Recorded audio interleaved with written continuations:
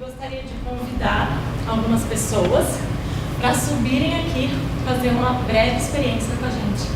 Aqui em cima, se puderem tirar os sapatos, não precisa ser muitas, umas 4, 6 pessoas que tiverem desejo de vir aqui.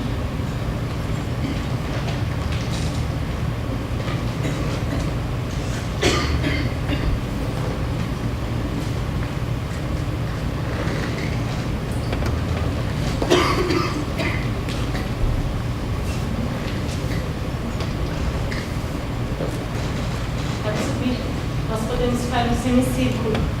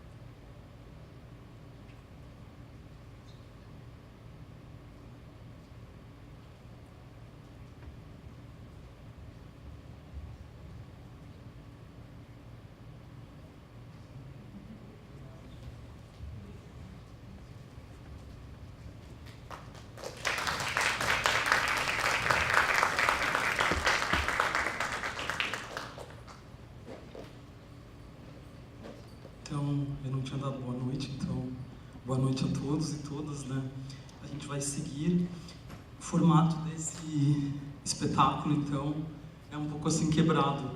A gente está lá na cena e a gente também está aqui embaixo com vocês. Então, por isso, palestra performance. Então, eu queria agradecer o convite do SESC e também o convite da minha parceira Luísa Banov, que foi quem organizou tudo isso, para a gente estar aqui. E então, essa peça que se chama Caminhos... Oi, Kizzy. Tudo. Essa peça que se chama Caminhos, ela é de 1998 e quem dançava ela inteira era eu em Essen, uma cidade que eu morei na Alemanha durante 19 anos. Então na época eu tinha 38 anos. E aí agora, quem dá a honra, né, de ter aceito esse convite e seguir dançando essa peça é a Luísa Banov, que é aqui de Piracicaba. Alguns de vocês conhecem ela. E eu tenho o prazer de conhecer ela já desde 2004 e já fizemos muitas aventuras juntas aí de vida e de estudos e seguimos nessa. E é um prazer que ela tenha aceito esse convite, né, para seguir, que a peça siga existindo, como vocês estão vendo. Aí a gente conversa um pouco com vocês sobre... Vocês reconhecem esse jogo que estava acontecendo aqui, né? É um jogo que a gente conhece. E aí cada cidade que a gente vive, ele tem um nome, né? E como que é o nome aqui, que vocês conhecem aqui em Piracicaba? Como se chama esse jogo que a gente estava fazendo agora no início? Coragem, pode falar. Ah, o passanel, né? Acaba com o passanel. Mas o início, como que era? Antes de passar o anel... Como que é? O mestre mandou, pode ser. Então essa ideia de mestre mandou, de passa-anel, de telefone sem fio, lembram? Então, a gente conhecia essa ideia de telefone sem fio, que eu acho que era mais fácil pra gente, porque a gente falava uma palavra, né? E a gente falava a palavra no ouvido, ninguém ouvia, e ela ia passando, e se ela se transformava, a gente não sabia muito bem. E vocês viram com gesto como acontece, né? E aí a gente está pesquisando assim um pouco sobre o que é original. A Luísa que começava, ou cada transformação para chegar até o último, né? Quem é original e quem não é original, né? Então a gente está trabalhando um pouco em cima disso.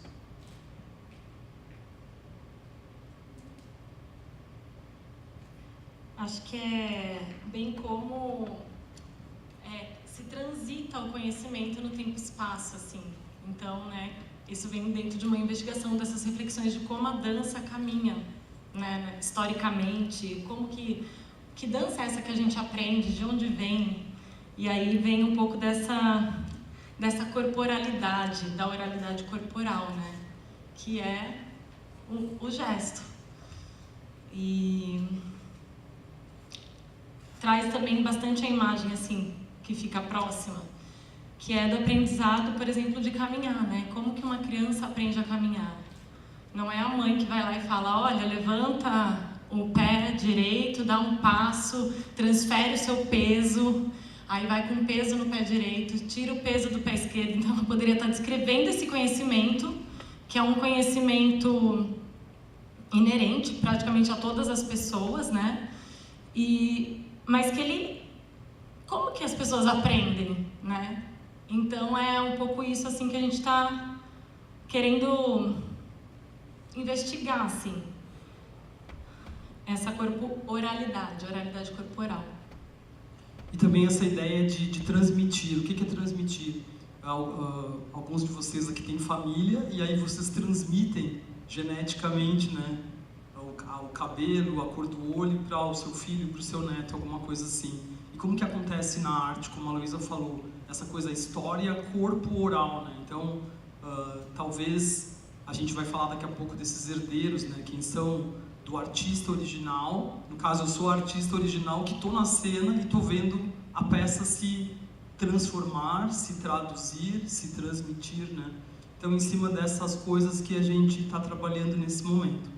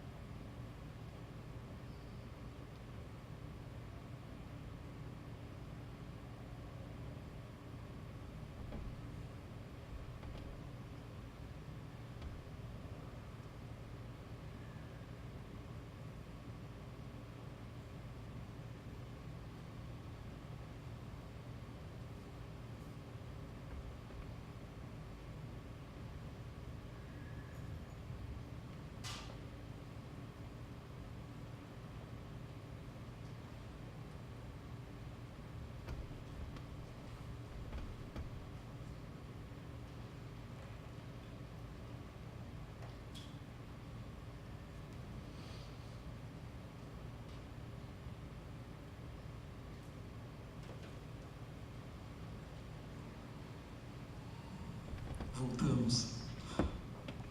Então, quem tem a pergunta número 1,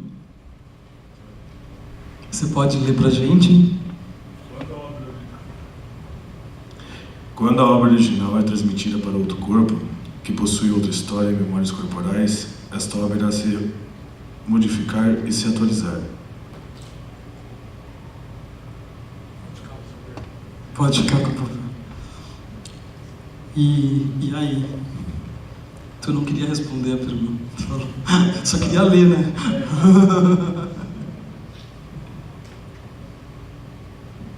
Então,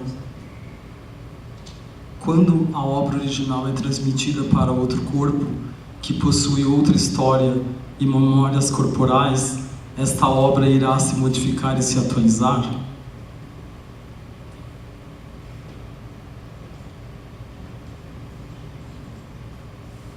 O que vocês acham?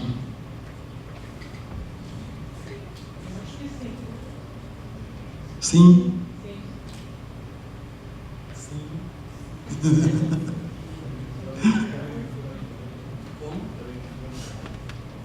Pela individualidade, legal.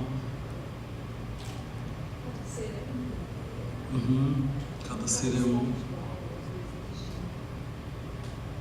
Tem outra história, tem outras memórias, né? Comeu outras coisas, viveu outras histórias. Tem o emocional da obra. O emocional da obra. E da pessoa. E da pessoa.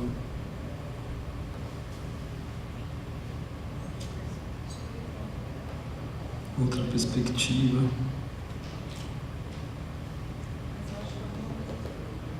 Alguma coisa fica.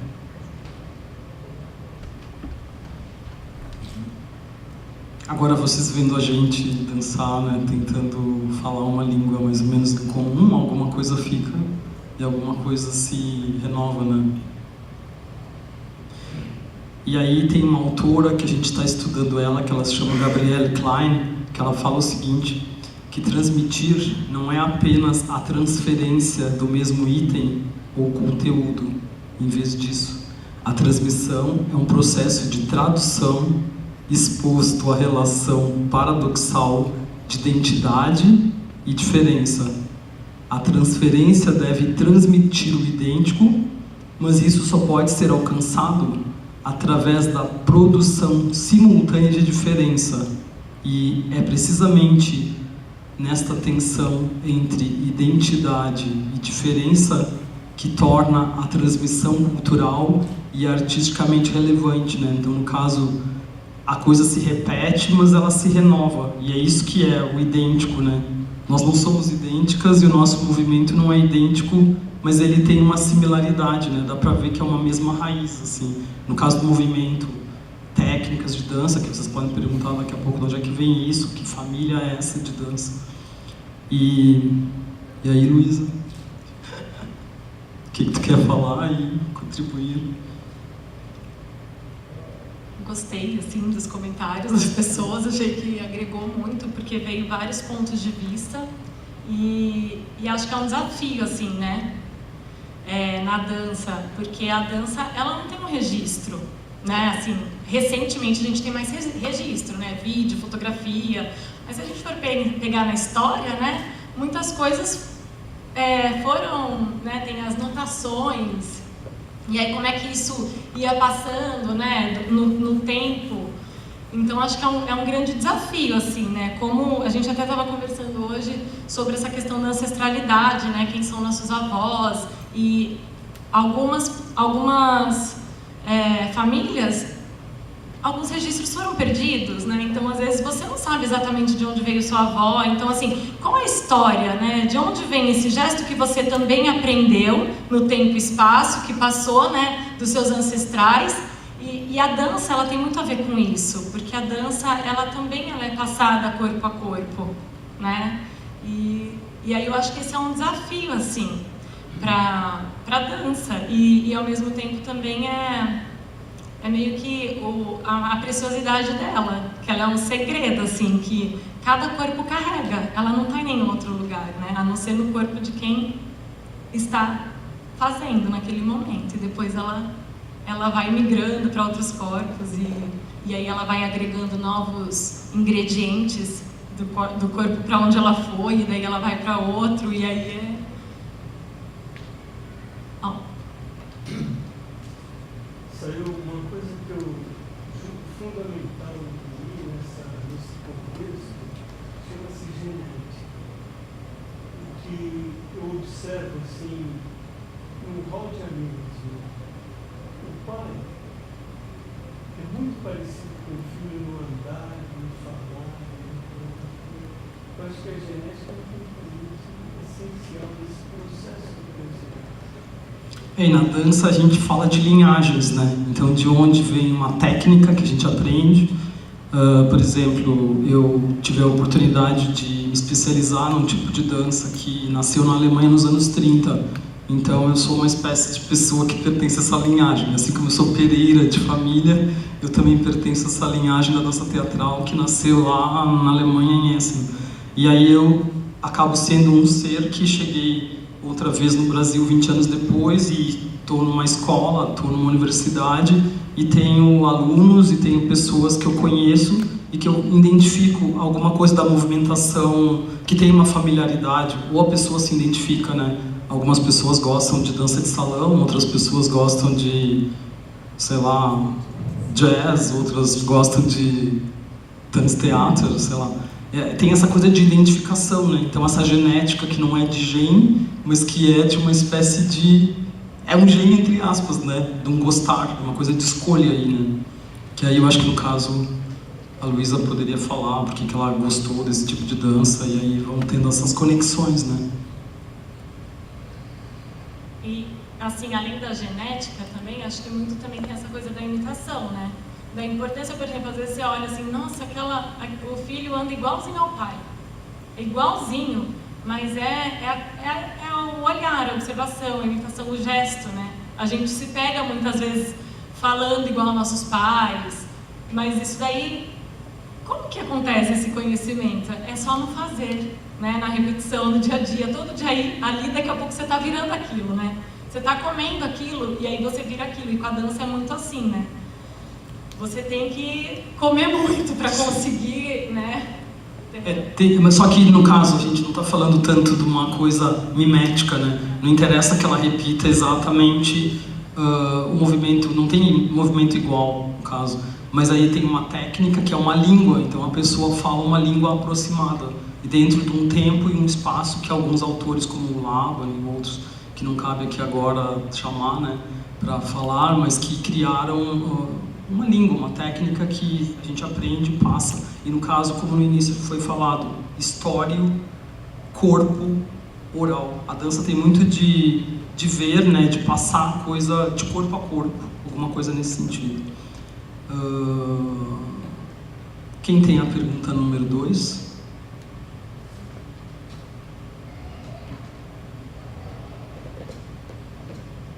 Como o outro corpo perceberá as intenções dos movimentos, da musicalidade, do manuseio com os adereços da obra, além do uso do tempo e do espaço?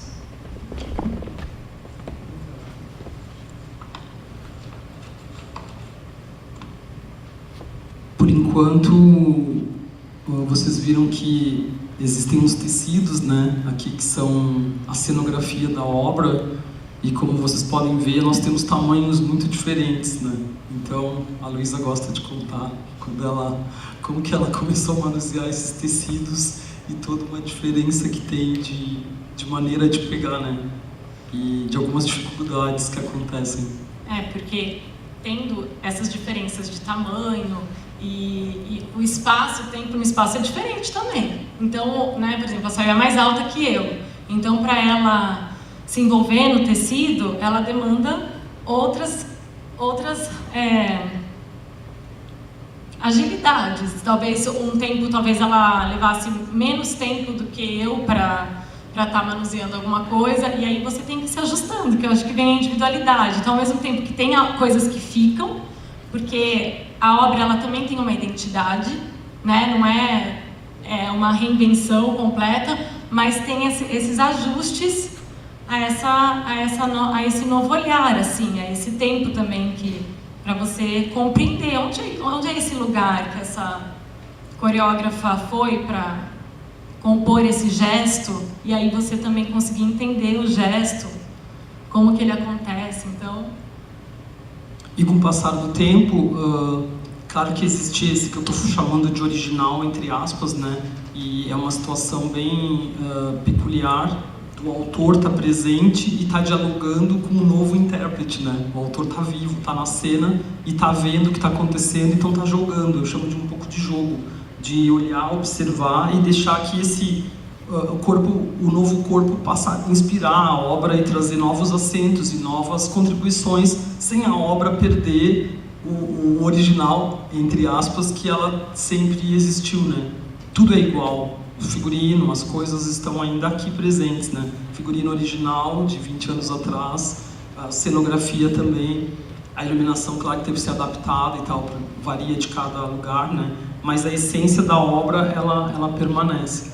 E eu, pessoalmente, com o tempo passando, eu tenho me perguntado, mesmo tendo ter coreografado outras obras já na minha vida, eu não esperava que Caminhos fosse a primeira obra que eu transmitisse dessa forma como vocês estão tendo a chance de ver aqui.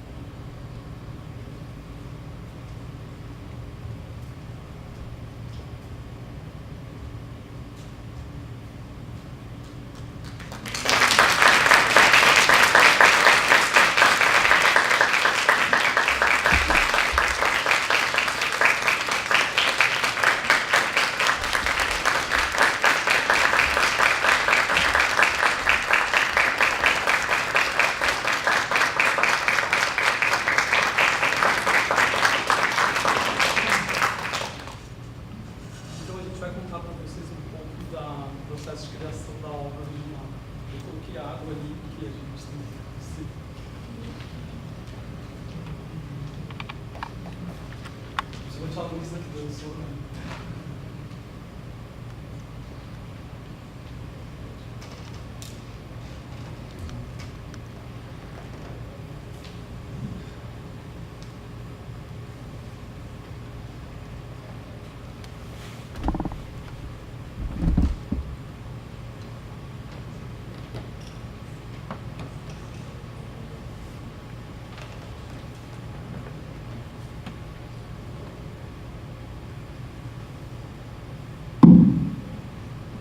Então, como eu falei para vocês no início, a obra foi criada em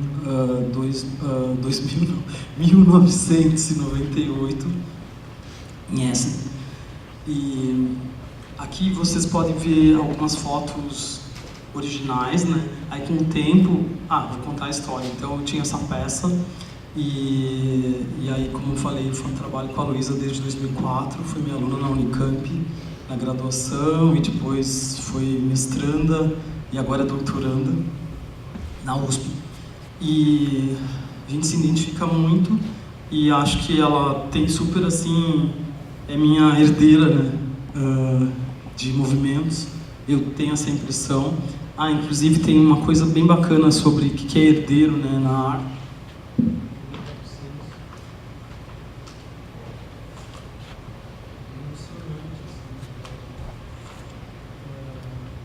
Herdeiros reinterpretam, tomam nas mãos os fatos, peças e recriam, reescrevem o que tem escutado do outro. Então, um herdeiro na arte é alguém que pega as coisas que existem e vai fazendo, vai tocando, né? Vai tocando adiante. Bom, aí eu pensava, não sei, como que tirar do armário uma peça que está no vídeo e trazer ela para a cena. Assim, na cena livre e tal, independente, e também esse formato que vocês podem perguntar, mas já vou adiantar, porque a gente tá achando um pouco chato ir nesses congressos, assim, de artes, e ficar sentado, assim, e mostrar os slides do que é dança, né? Então a gente tem criado, não fomos nós que criamos a palestra performance, até a Lu que pesquisou alguma coisa que já é do século passado, mas a gente está trazendo isso para a dança, por exemplo, né? Então a gente está indo a congressos e nós temos feito isso, dá uma trabalheira, porque a gente tem pessoas também maravilhosas, como a Metônio, que está no vídeo e no som, a Maíra, que está fazendo a luz, o Matheus, que também chegou para fazer o vídeo agora, né? Então, quer dizer, o que era só uma pessoa que ia no congresso virou um espetáculo, né? A gente piorou nossa situação, mas a gente está muito mais feliz, porque a gente apresenta alguma coisa viva, né? E não a gente vai lá e lê o papel e o público ou os colegas ficam imaginando como seria essa dança, né? Como seria? Então, isso é uma coisa legal. Então, quando a Luísa aceitou esse convite de estudarmos essa peça, começou em 2017. Ela estava fazendo também um trio aqui, que inclusive temos integrantes da versão original na plateia, e aí a gente aproveitava essa área. Eu fui convidada para ser, como que é agora a palavra nova, provocadora, uma palavra nova, e uma função nova nas artes. E aí, então eu vinha para trabalhar no trio, e a gente, num tempinho que sobrava, começamos a montar essa peça, estudar essa peça. E aí é diferente de olhar no vídeo e sair lá copiando, né? Eu estava ao vivo e a gente ia muito devagar, assim, aprendendo, ela aprendendo um pedacinho ou outro. Talvez tu possa dizer, né? Melhor do que eu. Primeiro, eu queria agradecer pela oportunidade, pelo convite. Eu brinco que era um convite de certa forma esperado, porque os nossos encontros sempre foram, assim, curiosos, né? A Sayon morou 19 anos na Alemanha e quando ela voltou para o Brasil eu tinha 19 anos. Então eu tinha os 19 anos que ela não havia estado aqui, né? Em outro tempo, né? Onde ela vinha para o Brasil muito pouco. Então era outra relação. E quando ela fez esse convite, além de um grande desafio, foi um grande presente, né? Ter a oportunidade de relacionar com a obra do autor em vida, né? Assim, é uma oportunidade rara. Então eu fico muito agradecida por ela. foi muito bom também, justamente por ela poder estar presente, de não pegar só em vídeo, né, que fica um pouco mais distante o trabalho. Então a gente podia falar sobre alguns lugares. A peça toda tem 30 minutos. E também a oportunidade de fazer a lecture performance também viabiliza mais o fazer, né? Porque é uma demanda bem grande assim, do físico, de ensaio, do dia a dia. E aí, quando ela tem essa versão quebrada, ela também tem outra atenção corporal. Mas foi isso, assim, o vídeo veio, mas ele não estava inteiro, então algumas partes, porque, né, em 1998 acho que ela teve um registro, não era como hoje, que chegou o Matheus e ele já tem, né, assim, era em fita, né, saiu. Então, assim, ela conseguiu o vídeo numa biblioteca na Alemanha, porque acho que ela nem tinha um próprio. Ela conseguiu na biblioteca da Alemanha, e quando ela abriu o vídeo, acho que tinha uma parte até que não tinha. Não tinha. Que é bem essa parte da lanterna, né? A pessoa editou para mim, e aí eu passei anos vendo o vídeo, que depois já virou CD, sem o final acabava, vocês não viram o final, não é assim Villa-Lobos, ainda tem mais três danças. E aí, blackout, e aí a pessoa, a videomaker, ela cortou porque é escuro, só uma lanterna, não sei o que lá, e eu passei anos pensando, quer dizer, não é que eu pensava, eu não lembrava desse pedaço, né? Aí eu voltei de novo à Alemanha por uma pesquisa lá que eu estava fazendo e fui nesse instituto de vídeo de dança, e lá estão as coisas, eu tenho a sorte de ter algumas coisas arquivadas lá. Aí eu fui olhar a peça e falei, gente, tinha toda essa cena que é tipo, imagina tudo, né? Imaginem mais um pouco de peça e tum. E aí a mulher essa some e ela segue sempre caminhando, sempre procurando. Aí eu fiquei, gente, ainda encontrei mais esse pedaço, né? Com a lanterna. Aí tinha um pedaço que, uma coisa micro, que tinha sumido, e a Luísa teve a ideia de colocar uma coisa com ritmo no chão. Então a gente ainda também casou algumas coisas pequenas falhas que tinham do vídeo, né? Que foi super interessante isso, né? Uma interpretação própria, e como eu estava ali do lado, a gente aceitou, né? Que nem hoje o espaço é um pouco diferente, e como eu estou aqui fica fácil de adaptar, né? Porque eu estou vendo e digo, faz isso. É como tem uma permissão, né? A pessoa tem um alargamento um pouco maior. Bom, então aqui vocês estão vendo, por exemplo, isso aqui. Aí a gente começou a estudar e tal, e aí eu encontrei meu caderno do artista, né? Porque eu não era acadêmica na época, eu era uma bailarina coreógrafa, então eu não tinha tantas coisas escritas, eu não ficava linkando tanto o meu fazer artístico dialogando com outros autores que pesquisam coisas específicas, né? A minha pesquisa era corporal física, e eu só fui me dedicar mais à pesquisa da dança, da especificidade da academia nos últimos, sei lá, 2003, 2004 para cá. Sou ainda jovem na academia. E aí eu encontrei esse caderno, estou na tua frente, eu encontrei esse caderno do artista, né? Então, por exemplo, isso aqui eu estava escolhendo as cores, eu não sabia que cores eu ia usar para os tecidos. Eu sabia que caminhos era mais fácil fazer com uma cenografia assim que cabe numa mala, isso aqui, né? Cena livre, não tem muita grana, como carregar o cenário numa mala. Então isso cabe numa mala. Aí ali estão texturas, né, de tecidos que eu procurava e combinação de cores que acabou virando esse vermelho e verde.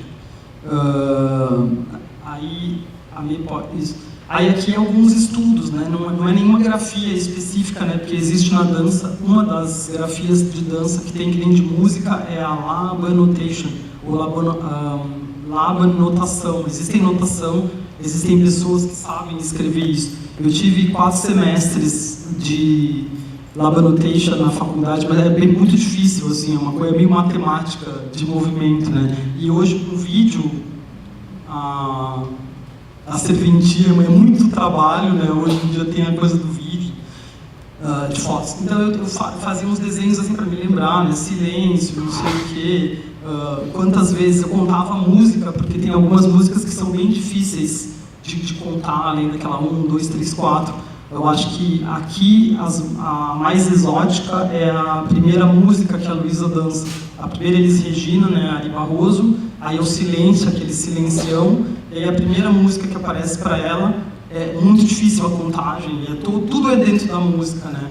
E aí tem um desenho, a Mê pode passar, que é isso, que é a última dança que não foi apresentada aqui, que é Marlos Nobre, que é um autor brasileiro e que é uma percussão assim sinfônica, é dificílimo para mim, né, que não sou musicista.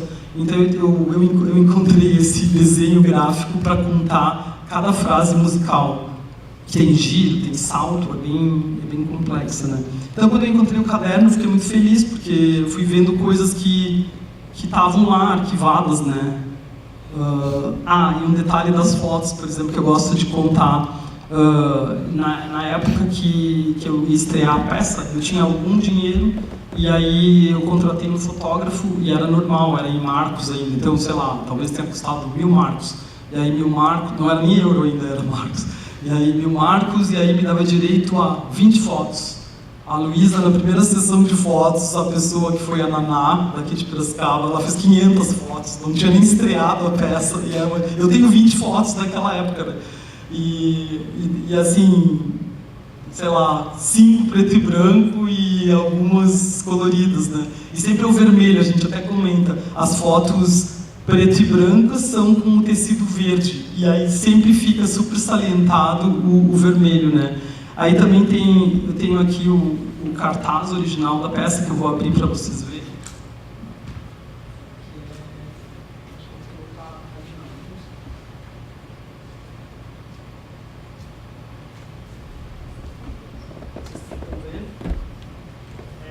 Deu um erro eu não entendo de gráfica, né? Mas o autor, vejam, era vermelho e preto. Ficou muito escuro, não dava pra ver, super pouca grana, pouco patrocínio. Aí um cara da gráfica jogou uma cor ficou lindíssimo, né? Isso não é vermelho. Aí anos depois, assim, como é que o cartaz é cor de vinho? Foi por esse motivo. Aí, ó, quando não tá tão preto, fica meio rosado, né? Mas aí teve que colocar um colorido aqui, assim, artificial, em cima da roupa, do vermelho, que não dava pra muito ver, né? Então esse era o cartaz da peça, que também... Isso eu não encontrei, isso eu tenho. Eu até dei na minha casa, assim. Bom, então são essas coisas, assim, um pouco as histórias, né, que ficam numa peça que poderia estar só no vídeo se a minha herdeira não tivesse aceito trazer isso para virar live de novo, né? Isso que eu acho que é super, assim, para mim é um prazer. E essa ideia de estar na cena, vendo e seguindo, né? Quem é o autor? A autora é ela agora, né? Eu fico ali seguindo e agradecendo a oportunidade de estar na cena de novo. Né? Tipo isso. Bom, aí vocês agora que estão aí, vieram ver a gente, o que vocês queriam dizer? Querem falar? Querem participar? Querem dançar? Como que é?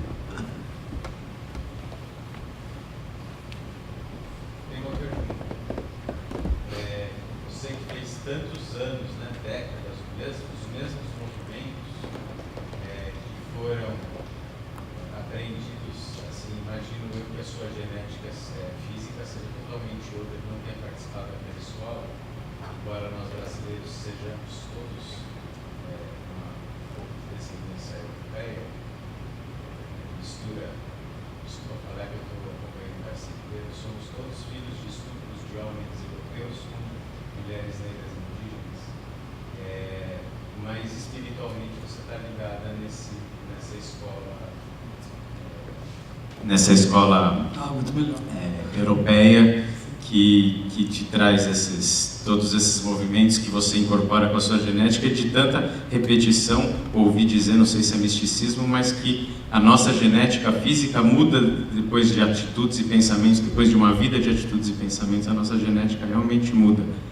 E a minha pergunta é, depois de todos esses anos fazendo esses mesmos movimentos, eles ficam mais fáceis, mais fluidos, ou ao longo dos anos eles chegam a um ponto que eles vão ficando mais difíceis e complicados? Porque eu tenho 31 anos e já sinto uma perda de potência física. E imagino que você também já tenha tido um pouco isso, mesmo tendo uma condição espero que bem melhor do que a minha. Espero não, dá para ver que sim. Como que foi esse processo de repetição ao longo de 20 anos? Os altos e baixos melhorou, piorou? É uma balança? Como funciona? Obrigado pela pergunta. Eu diria, eu sou aposentado da dança, eu não danço mais, né? Não tenho mais o treinamento que eu tinha na minha vida quando eu fazia 8 horas de dança, né? Por isso eu sou grata a Luísa por eu estar esses segundos em cena. Eu não sou mais bailarina, eu sou uma professora de dança da universidade, aí TUSP, tu tá com a camiseta, da Universidade de São Paulo, né, da ECA, e eu não acho que eu sou bailarina mais, né, não pratico a dança. Eu tenho várias lesões, justamente por ter tido uma carreira profissional dos 20 aos 45 anos, vamos dizer assim, que eu dancei. Eu tenho 58, faço 59 daqui a alguns dias, e gostaria muito de ter físico para dançar, mas não é tão bom assim meu físico, não. A minha aparência é jovial, né? A dança deixa esses resquícios de juventude, mas fisicamente eu sou bastante detonado, assim, bem pelo contrário. Eu usei muito o corpo, né? E essas quedas, essa coisa de... Não tinha pilates, não tinha gyrotonics, gyrokinesis, essas técnicas que resguardavam o corpo, né? Hoje nós temos, ou vocês jovens que praticam esportes, ou dança mesmo, tem outro pensamento de resguardar esse corpo, né? Na nossa época era muito mais né? Muitas vezes, como tu falasse, a repetição do movimento. E nem um atleta de alto rendimento. Tu estoura, assim, não vou te falar tudo. A gente fala. Uma questão, Rodrigo. Quando surgiu isso tudo, e não sei, enquanto criador, o porquê? Se existiu alguma emoção no momento que você queria colocar para a linguagem do corpo, e como que começou esse processo porque é difícil, né? Eu vejo uma coisa, eu sinto quando eu assisto, que talvez não seja o que você queria dizer, mas é por causa do meu momento.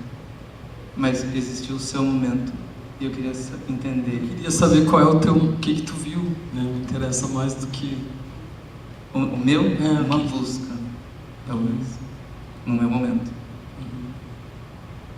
Para você, o porquê e como colocar isso. Porque eu acho muito difícil quando você tem um porquê e colocar na linguagem do corpo para que o outro leia isso e pegue para ele talvez um pouquinho do que você queria dizer, mas chega de outra forma, talvez, devido ao momento do outro. Entende? Sim, com certeza. Eu estou aqui junto com o meu grupo de pesquisa que se chama LAPET, né, lá da ECA, e numa residência artística com o grupo da Luísa. Então ela está híbrida, porque ela faz parte do LAPET e do Núcleo Dédalus. E também estamos com a Luciane, que é daqui, e a Gil também, que também estão integrando esse processo. E hoje de manhã a gente ainda falou sobre esse fazer que um artista é uma necessidade, né? Não é que não interesse o público, é claro que interessa o público, mas a gente faz porque a gente necessita. Eu estou muito feliz que eu não preciso ficar só na academia, né, tendo que ler doutorado, mestrado, dando aula, e que eu posso ter esse escape positivíssimo, né, de estar na arte e na veia, porque a minha formação veio pelo corpo, né. Então, 98, Alemanha, beirando aos 40, né, tinha 38, eu comecei a coreografar com 36, depois de uma lesão fortíssima que eu pensei que nunca mais ia dançar. Na minha vida, com 35 anos, eu machuquei forte as vértebras, e aí eu saí do esquema de companhia de dança, e aí como que eu consegui me curar foi fazendo as minhas coisas, né? Mas como eu tinha, não sei se positivamente ou negativamente, uma técnica bem forte, uma formação bem embasada, tanto de dança clássica, como eu construí essa carreira internacional, me é fácil coreografar, e era fácil para mim. Eu sou rápida, eu sou super lenta, mas a única coisa rápida que eu faço da vida é coreografia. Eu tenho até que parar, porque senão eu tenho que cortar, né? Eu tenho ideias, assim, bem rápido. E não sei, não era muito nada. Eu pensei em caminhos e tentava fazer pela técnica, assim, a coisa corporal. Eu tinha toda uma disciplina, todos os dias, aula, ensaio, tomava banho e ia embora para casa, né? Eu era um pouco assim. Mesmo quando eu parei de fazer aula em escola e fazia aula sozinha e treinava sozinho. E me interessa muito mais saber o que as pessoas viram. Com certeza elas sentem alguma coisa, né? Eu explicar, eu nem sei. Quando eu mostrei isso em vídeo na ECA, e um colega meu falou: uau, como é forte, é uma mulher exilada, ai que coisa, né? Na época eu era Sayô, que tinha 38 anos, que estava na cena livre, morava em Essen, era frio, era não sei o quê, frio de neve, né? E era a minha vida, era a minha realidade fazer isso, era o meu fazer, a necessidade, né? Como a gente falava de manhã, a gente faz por necessidade de estar aqui, né? E aí vai tomando, agora encontrar o caderno, analisar, escrever o texto, já tem até artigo da gente sobre lecture performance, que vai sair num livro que tá para sair, a gente tá escrita em congresso internacional, agora tá virando isso aí, essa troca com vocês, isso que enriquece, né? Vai tomando outra cor, daqui a pouco vermelho é cor de vinho, como no cartaz, né? Vai mudando, mas legal a pergunta.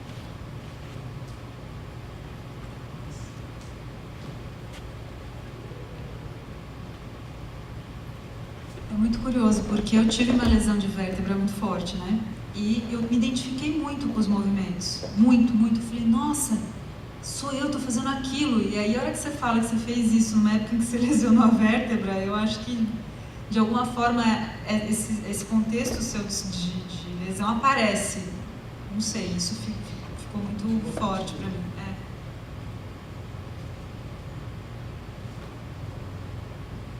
Viram? É só abrir que as pessoas já começam. Que bom entrar na peça, né? Quando a gente leu aquele livro, ela escreveu pra mim, que bom que a peça fica pra ti também. Aproveita.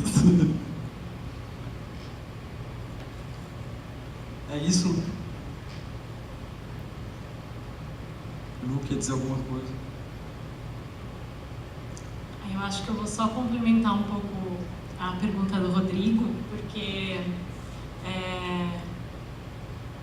é sempre curioso, né, tentar achar esses lugares, né, por onde você vai ter que passar. Então, assim, não tem... sempre quando você vai fazendo, eu sinto que é como você entrar em quartos diferentes, e daí cada quarto tem uma cor, uma textura, e aí você vai descobrindo coisas desse lugar que você vai entrando.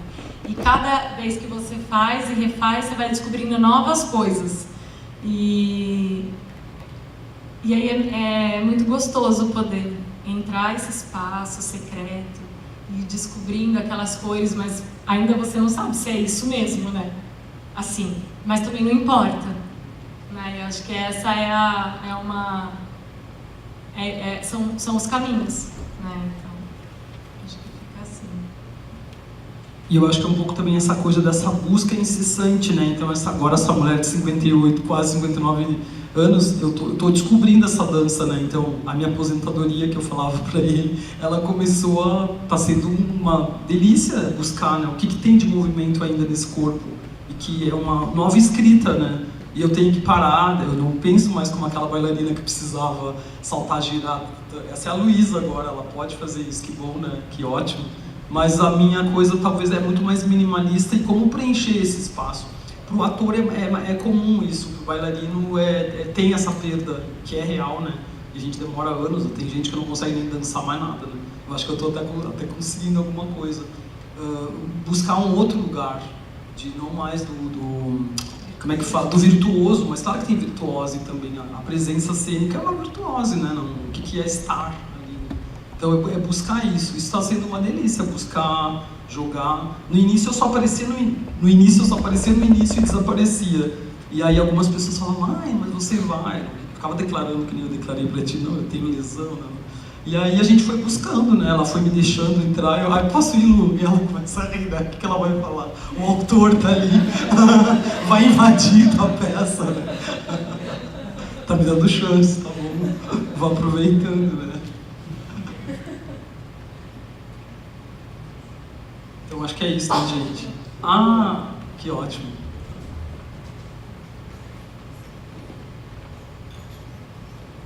Saiu com todos esses recursos atuais, e pilates e etc., qual é a vida média de uma bailarina e de um bailarino também, sobretudo agora que a gente encara dança num contexto da reforma da Previdência, que homem e mulher vão se aposentar juntos, né? Qual que é a vida média aos 90 anos, hoje de uma bailarina que você considera? E depois também conta qual a idade daquela bailarina que nós vimos em novembro em São Paulo, no grupo da Pina Bausch. Tinha uma bem idosa, que eu já esqueci a idade dela, mas ela é uma idade avançada. Eu acho que é a Nazarena. Eu não sei, assim, eu acho que é legal a pergunta, José Ferreira, Zé. É bem bacana essa pergunta. Eu acho que depende muito de cada pessoa, assim, né? O quanto de dor ela aguenta ainda sentir, porque é uma profissão bem... É pesado, viu? Essa beleza, toda essa coisa de como é que fala? De leveza, não sei, sinônimos de leveza é só essa aparência, porque é trabalho... É físico pesado, assim... Quando tu tem uma escola real, quando tu faz aula, quando tu busca técnica, né? A pessoa é bem duro. Então aí também tem isso. Se a pessoa é bailarino clássico, eu acho que tá todo mundo ficando mais na cena do que antes, né? Sei lá, no meu tempo falavam que 30 anos tu é velho, não sei o que lá, tu crescia com essa ideia. Hoje eu acho que as pessoas ficam um pouco mais de tempo, mesmo os clássicos. E alguns não conseguem nem mudar. O cara era clássico, fechado a cabeça, e ele não quer experimentar outras técnicas, assim, de moderno, de contemporâneo, alguma coisa assim. Mas varia de pessoa para pessoa. Tem pessoas que têm uma fase da vida que agora os jovens, alguns jovens assim que eu conheço que são bailarinos profissionais, né? Uma amiga específica, a menina é profissional desde sempre, fez a escola de Joinville, é solista, primeira bailarina na Ópera de Berlim, dança muito. Ela deve ter 28 anos agora. Ela já está fazendo faculdade à distância de produtora de espetáculos. E ela sonha com esse dia que eu não quero mais dançar. E ela é maravilhosa, né? Ainda. E ela já está pensando numa outra carreira. Ou a pessoa quer ter filho, e aí vai manobrando isso, né? Alguns conseguem ter filho e mesmo assim estar numa companhia estável. Eu falo de pessoas que eu conheço da Europa, e agora aqui no Brasil a gente tem, por exemplo, em São Paulo, companhias estáveis em que os bailarinos ganham bons salários, como a São Paulo Companhia de Dança, como o Balé da Cidade de São Paulo, companhias que têm 30, 40 anos, Balé da Bahia, companhias grandes assim, e as pessoas estão indo 40 e poucos anos e tal. É que aí os coreógrafos têm que se adaptar para aqueles corpos também, né? Não vai esperar que a pessoa fique lá subindo e descendo sem ver, você tem que adaptar, né? E aí tem algumas modalidades, como dessa bailarina que tu quer saber, e que ontem na palestra que teve aqui, né, que eu coordenei, é uma bailarina chamada Nazaré Pronadeiro. Ela é uma espanhola, ela deve ter quase 70 anos, e ela está em cena ainda, de corpo inteiro, assim, o corpo que ela tem agora. Então eu acho que varia, é uma coisa do desejo, né, também das pessoas, né? Ou de fazer essa tradução desse novo corpo também. Oi. Eu queria trazer um pouco do meu olhar, assim, do meu sentimento também, né?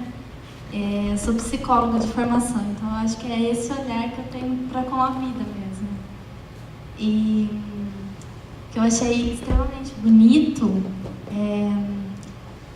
é como se a gente estivesse vendo uma honra muito grande ao seu movimento, sabe? Quando você fala de herança, né? Vocês trazem essa questão da herança, que eu trabalho com isso todo santo dia. E o quanto que se a gente não olha para a herança dos nossos pais, alguma coisa fica entroncada, o caminho não fica bonito. E a gente tem sofrimento e dor no caminho, né? Então, o que eu senti de muita beleza é como se você tivesse como uma grande mãe, sabe? Amparando a luz dessa filha que se foi, que está indo, sabe?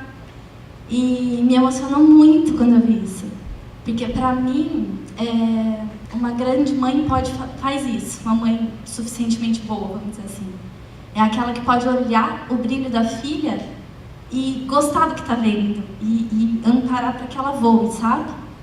E eu senti que esse relógio da vida, ele se deu assim, que assim, a gente vai até como mãe, até um certo ponto que a filha vai sozinha, né? E faz melhor, às vezes, né?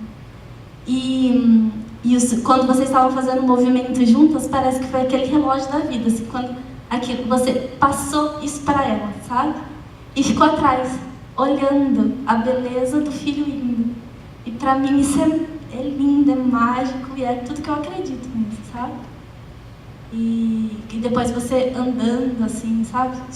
É como se você estivesse amparando essa menina para voar. Então, nossa, agradeço muito, foi muito bonito, muito especial de ver esse relógio da vida dando esse clique, assim. Quanto que nós, enquanto mães, vamos até um ponto e depois a gente fica atrás só olhando o filho ir, né? E foi muito significativo para mim. Obrigada. Eu não vou dizer mais nada.